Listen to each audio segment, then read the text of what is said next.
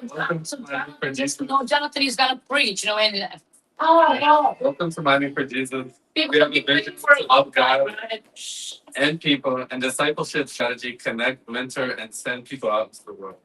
We have a goal to bring revival to Miami and the surrounding areas and around the world. Thank you for joining us. God bless you all. I just want to pray for everyone today, in the name of Jesus. I hope everybody has success in their labor and their health. I hope everybody feels better. We all can overcome challenges, overcome struggles, overcome struggles that we all have. And we have a beautiful family. We're celebrating the birthday today of your pastor, Sancho. We're really thankful for him. It's such a blessing to have him. Yeah, thanks for your friendship, your leadership, your your love and your advice and your kind words, and we're all so thankful and happy to have you in our lives. And so blessed to be here. And anything you have to say? Welcome to Man of Faith and Power for the Hour, Jonathan and Maine. I appreciate your kind words. It's all the love of Christ. Wonderful. So Pastor Sancho today, he turns 38. So I'll dive into the Bible. What are we going to speak about 38? Job. Job. I call it the book of Job, but everybody else knows it as the book of Job. So I'll probably go back and forth between the pronunciations throughout this. But I'm looking at the book of Job, chapter 38. And the thing I love about chapter 38 and all throughout the book of Job is that God enlightens us and tells us and reminds us of his amazing power, his amazing might, and how he's in control of everything that happens. And so Job has a very unique story of where he had everything he could want. The devil says, God's bragging on Job. And the devil says, if you took that away, he wouldn't be bragging to you. And God took more and more away. Because once he took one thing away, the devil said, well, if he still had his health, he wouldn't brag about you. So he took his health away. His health was so bad that it said he had boils and maggots crawling over his skin. So it's really disgusting at one point. Really disgusting. He lost children. He lost livestock. He lost everything a person could lose. And he got to the point of just wanting to die. But he never cursed God, and that was a test. And Job was a blameless man. Job was a great man that did the right thing. And what happened was the people around him, his environment, his friends at that time, or supposed friends, they accused him and they said, if you're going through bad things, it's because you sin or because your children sin. And they constantly blamed him, and he experienced that regret or that remorse from them accusing. But we know from the Bible that rain falls on the just and the unjust. And so Job was just, and he had to go through these horrific, horrendous challenges. He lost everything. But in the end, God gives it all back.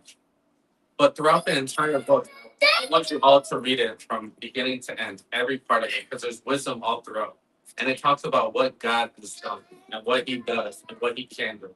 And it's amazing, it's miraculous. And we're going to go to some of it. My favorite part is chapter 38.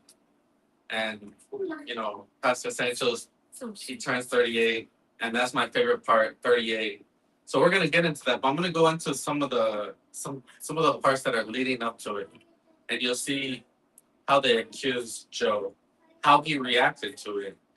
And then we'll get to how God reacted to Job talking to God. So we have these conversations. The way Job goes is he has this, they have God talking, and then they have Job talking, and then they have his three friends. And then they have Job responding to his three friends. And then you get Job talking to God and God talking to Job. So there's a lot of conversations happening. So I'm going to dig in.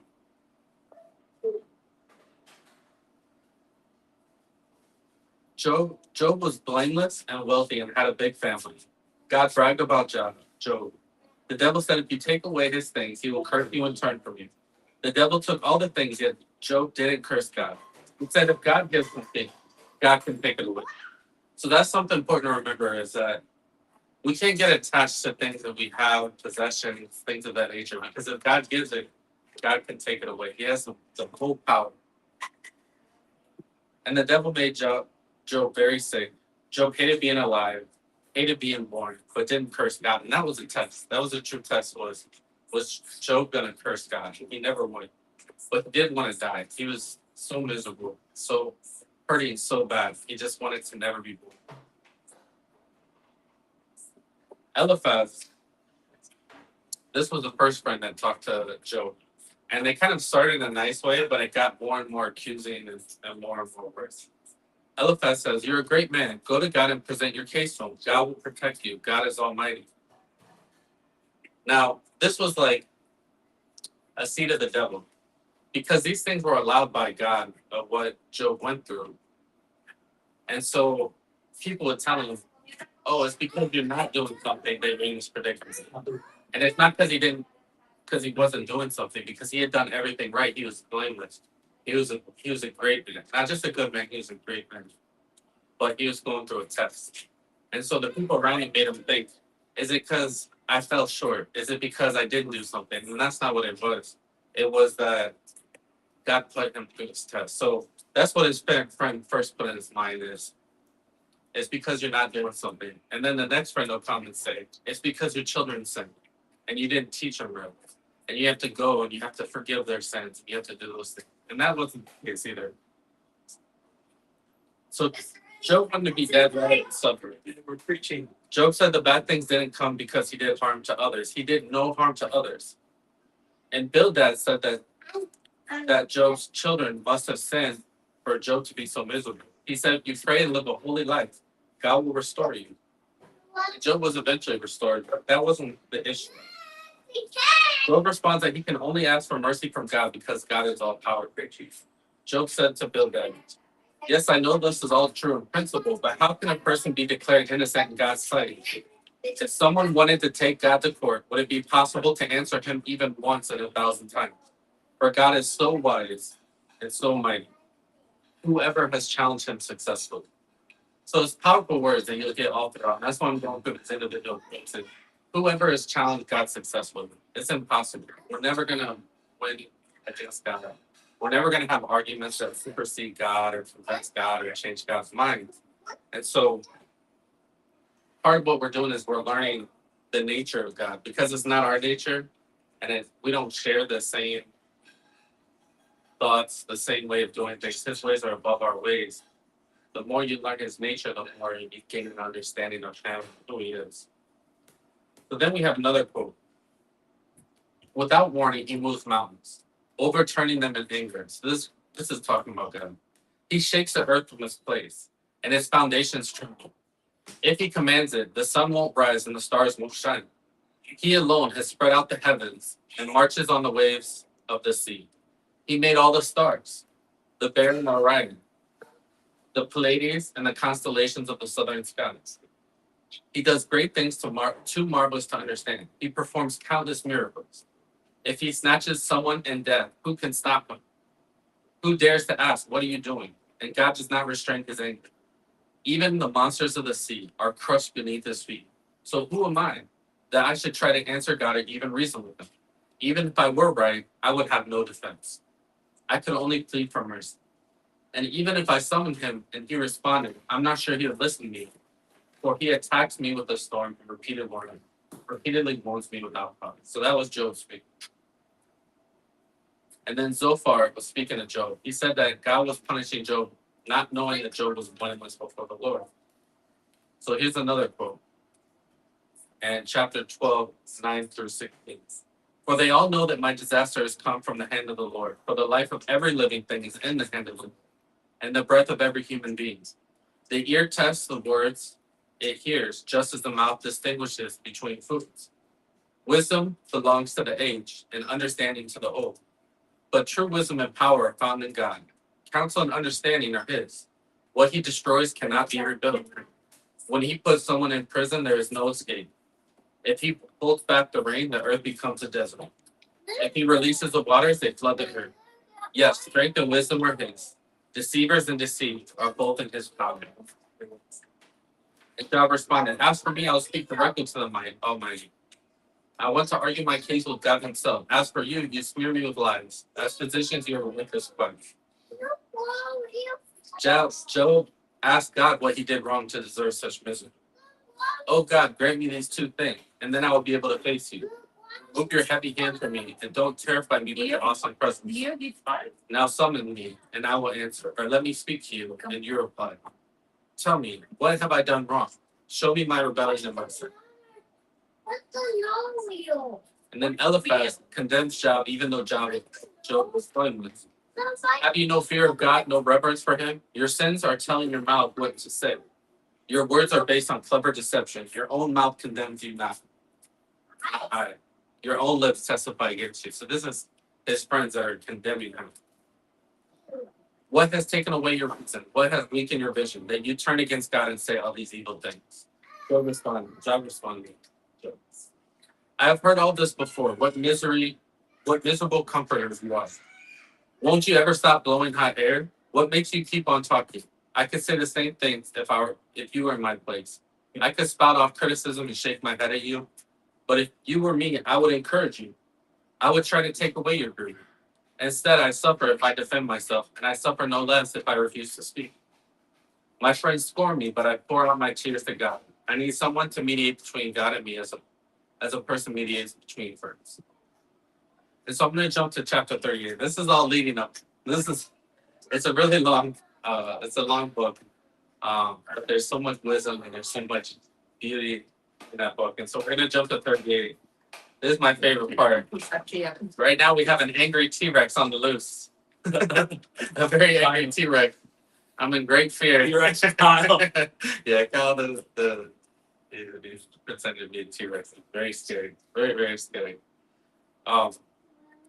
So we're jumping to 38. We'll just go through it. I'll try to spare you guys too much reading. I apologize, but the Lord challenges Job. So Job is complaining a lot. Job is frustrated. Job has gone through so much. And so God's responding to him. He says, the Lord answered Job from the whirlwind. Who is this that questions my wisdom with such ignorant words? Brace yourself like a man, because I have some questions for you, and you must answer them. Where were you when I laid the foundations of the earth? Tell me if you know so much. Who determined its dimensions and stretched out the surveying lines? What supports its foundation, and who laid its cornerstone? As the morning stars sang together and all the angels shouted for joy, who kept the sea inside its boundaries, as it burst from the womb? And as I clothed it with clouds and wrapped it in thick darkness, for I locked it behind barred gates, limiting its shores. I said, this far and no further will you come, he said to the ocean. Here your proud waves must stop. Have you ever commanded the morning to appear and caused the dawn to rise in the east?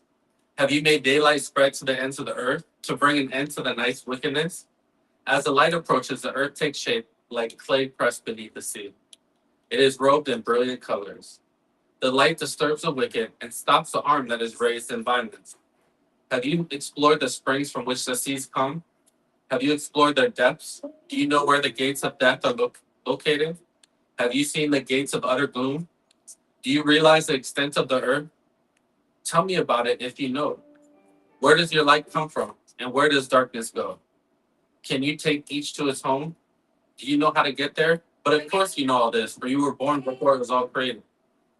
And you are so very experienced. Have you visited the storehouses of the snow or seen the storehouses of hail? I have reserved them as weapons for the time of trouble, for the day of battle and war. Where's the path to the source of light? Where is the home of the east wind? Who created a channel for the torrents of rain? Who laid out the path for the lightning? Who makes the rain fall on barren land, in a desert where no one lives? Who sends rain to satisfy the parched ground and make the tender grass spring up? Does the rain have a father? Who gives birth to the dew? And who is the mother of the ice? Who gives birth to the frost from the heavens? Or the water turns to ice as hard as rock, and the surface of the water freezes. Can you direct the movement of stars, binding the clusters of Pleiades, or loosening the cords of Orion? Can you direct the constellations for the seasons or guide the bear with her cubs across the heavens? Do you know the laws of the universe? Can you use them to regulate the earth? Can you shout to the clouds and make it rain? Can you make lightning appear and cause it to strike as you direct? Who gives intuition to the heart and instinct to the mind? Who is wise enough to count all the clouds? Who can tilt the water jars of heaven when the parched ground is dry and the soil is hardened in the clouds? To clouds. Can you stalk prey for a lioness and satisfy the young lion's appetites as they lie in their dens or crouch in the thicket? Who provide foods for the ravens when their young cry out to God and wonder about hunger? Do you know when the wild goats give birth? Have you watched as deer are born in the wild? Do you know how many months they carry their young? Are you aware of the time of their delivery? They crouch down to give birth to their young and deliver their offspring. Their young grow up in the open fields and leave home and never return. Who gives the wild donkey his freedom? Who untied his ropes? I have placed it in the wilderness. Its home is a wasteland. It hates the noise of the city and has no driver to shut it out. The mountains are his pasture land, where it searches for every blade of grass. So God continues and he goes through questions, right? And it's always who does this and who can do it. And the answer is always God. It's never us.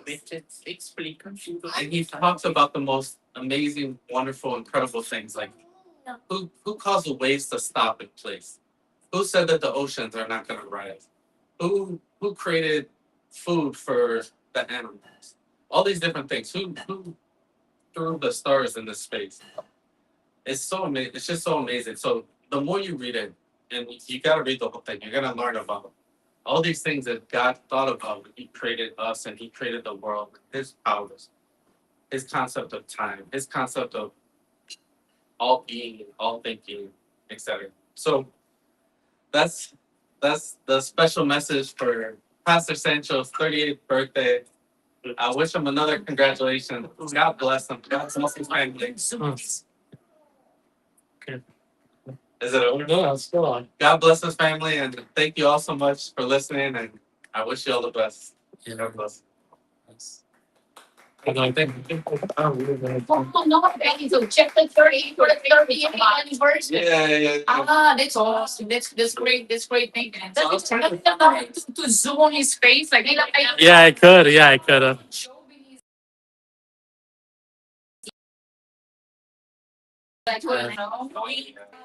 I think so on. It's so poetic and scores and yeah. Okay. Yeah. Say hi, everybody. It's Hey. yeah, it's so much healing to the soul. It's like rivers, Uh, divine. Say hi, Kyle. Living water.